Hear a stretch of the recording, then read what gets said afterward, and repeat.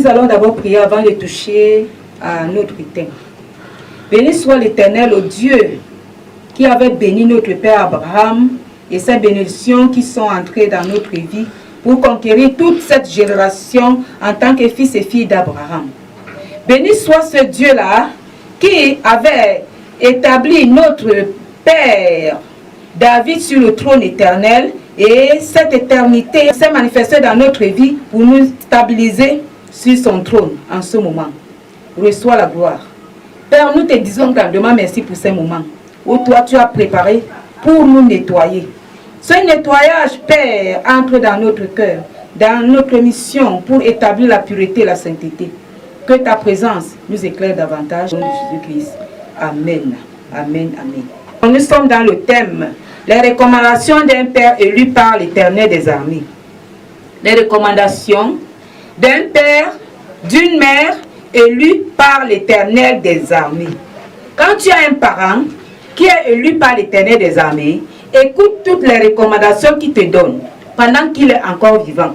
Si Dieu permet qu'il vive encore, c'est parce qu'il a encore des choses à te donner. Et tout ce qu'il te donne, tu dois prendre ça au sérieux. Ta jeunesse doit te conduire à vivre la sagesse que tu reçois du parent qui est élu par l'Éternel des armées. Il s'agit de l'histoire de David et de Salomon.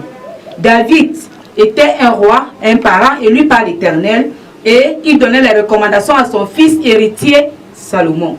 Quelle que soit la position que tu peux avoir dans ce royaume, dans cette maison, dans cette famille, dans cette société, cette église, établie par ce papa ou cette maman, alors toutes les recommandations que Dieu te donne, toutes les recommandations que cette maman, ses parents spirituels te donnent, mets-les en pratique.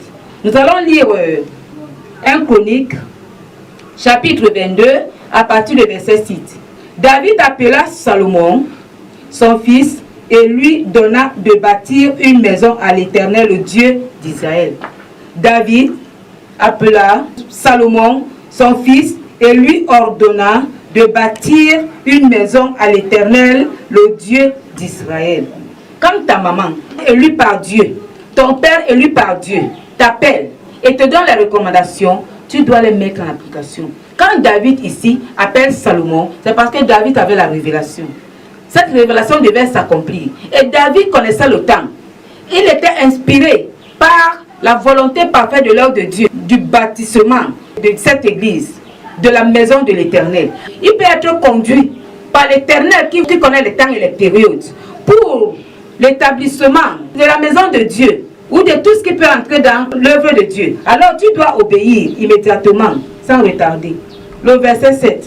David dit à Salomon, mon fils, j'avais l'intention de bâtir une maison au nom de l'Éternel mon Dieu.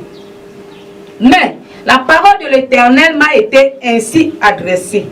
Tu as versé beaucoup de sang et tu as fait de grandes guerres. Tu ne bâtiras pas une maison à mon nom, car tu as versé devant moi beaucoup de sang sur la terre. Voici, il te naîtra un fils qui sera un homme de repos et à qui je donnerai du repos en le délivrant de tous ses ennemis d'alentour, car Salomon sera son nom. Et je ferai venir sur Israël la paix et la tranquillité pendant sa vie. Ce sera lui qui bâtira une maison à mon nom. Il sera pour moi un fils et je serai pour lui un père. Et j'affermirai pour toujours le trône de son royaume en Israël. C'était les paroles d'alliance que Dieu avait faites avec David. Ton père, qui est l'élu choisi par Dieu. Ta mère, qui est l'élu de Dieu, a les alliances que Dieu a faites avec elle, que Dieu a fait avec lui.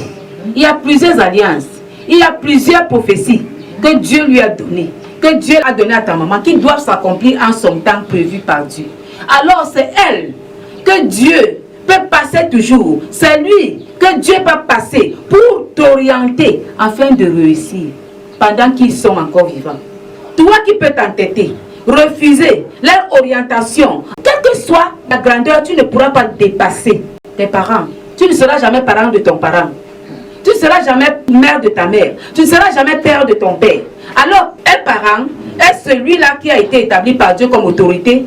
Et cette autorité a une place dans ta vie. Dans l'accomplissement de ton dessein, Dieu t'a donné beaucoup de bénédictions pour te donner. Il y a un bonheur que tu dois recevoir d'elle et de lui. Il y a un bonheur qui est entre ses mains, ta mère, ton père, que tu dois recevoir pour qu'après leur départ, tu arrives à accomplir. Même quand ils sont encore là, que tu restes sur le chemin de la vérité qui est Jésus. Si tu t'écartes, si tu désobéis, alors tu auras un trou que personne ne pourra jamais combler. Nous allons retourner un peu en arrière. Nous regardons l'histoire d'Abraham. Abraham était un papa choisi par l'Éternel, qui a fait beaucoup d'enfants. Dieu lui a donné un dépôt qu'il devait donner à son fils Isaac. Si Isaac se rebellait contre son papa, Isaac ne devait pas accomplir. Avant de continuer mon message, je vais prier pour tous les enfants qui sont désobéissants à leurs parents. Les parents qui sont élus par l'Éternel. Que ce soit la maman ou le papa. Père notre Dieu, je te demande pardon pour ces enfants.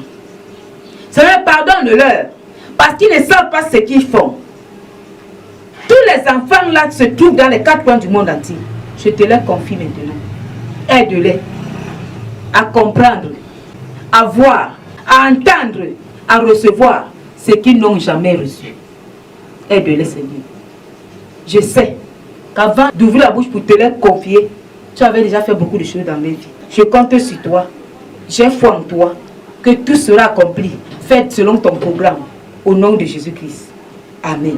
Abraham t'avait choisi, en quelque sorte, en passant par son serviteur, la femme à Isaac. Si toi, jeune qui m'écoute maintenant, tu devais refuser le choix de ton père. Tu devais refuser le choix de ta maman. C'est Abraham. Et quand nous lisons, nous n'avons pas vu quelque part où Dieu a écrit que Abraham choisit la femme à ton fils. Non.